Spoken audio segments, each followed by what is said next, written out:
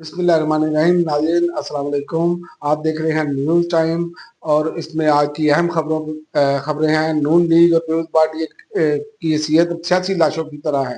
عمران خان نے یہ میڈیا سے بات چیت کرتے ہوئے بتا دیا۔ انہوں نے کہا ان کو اپنے اصل ٹھکانے لندن واپس چلے جانا چاہیے۔ پاکستانی عوام نے سمریال انتخابات میں ایک مرتبہ پھر ثابت کیا کہ ظلم کے ذریعے ان کا نظریہ تبدیل نہیں کیا جا سکتا۔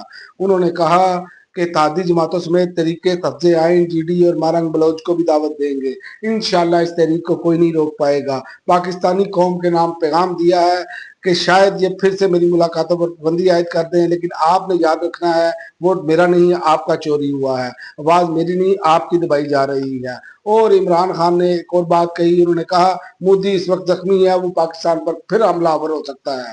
بھارت کی معیشت ہم سے کافی مضبوط ہے، $700 ارب کے ذخائر ہیں، ہمیں بھی معاشی لحاظ سے مضبوط ہونا ہوگا تاکہ بھارت کا مقابلہ کر سکے۔ اور اس کے علاوہ چیف الیکشن کمیشنر کی چھٹی، نئے چیف الیکشن کمیشنر کی تقرری کے لیے مشاورت شروع۔ وزیر اعظم نے اپوزیشن لیڈر کو خط لکھ دیا اور بتایا جا رہا ہے کہ رواں برس 23 جنوری 2025 کو چیف الیکشن کمشنر سکندر سلطان راجہ، سندھ سے ممبر نثار درانی اور ممبر بلوچستان شاہ محمود جتوئی اپنے عہدے کی مدت پوری کر چکے ہیں۔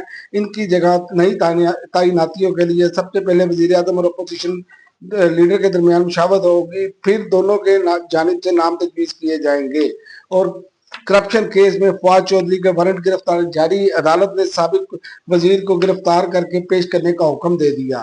اور اس کے علاوہ آئی پی ایل رائل چیلنجرز کی فتح کے جشن میں بھگدڑ، 11 افراد ہلاک، 25 زخمی۔ Indian premier league royal challengers کی پہلی فتح نے انجم داؤ کو دیوانہ کر دیا تھا اور جشن کے سلسلے میں ہونے والی تقریب بند انتظامی کا شکار ہو گئی اور جشن منانے ہزاروں مداح چنا سوامی اسٹیڈیم پہنچے۔ اینی شاہدین کا کہنا ہے کہ اسٹیڈیم کے متعدد دروازوں سے ایک ساتھ سینکڑوں افراد نے داخل ہونے کی کوشش کی، جس کے نتیجے میں بھگدڑ مچ گئی۔ اور اس کے علاوہ T20 رینکنگ، بابر اعظم 8 سال میں پہلی بار ٹاپ 10 بیٹرز کی فہرست سے باہر۔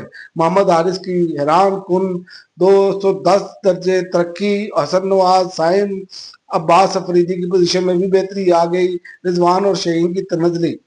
اب تک کے لیے ناظرین اتنا ہی، اگلے بلیٹن تک اجازت دیں، اللہ حافظ۔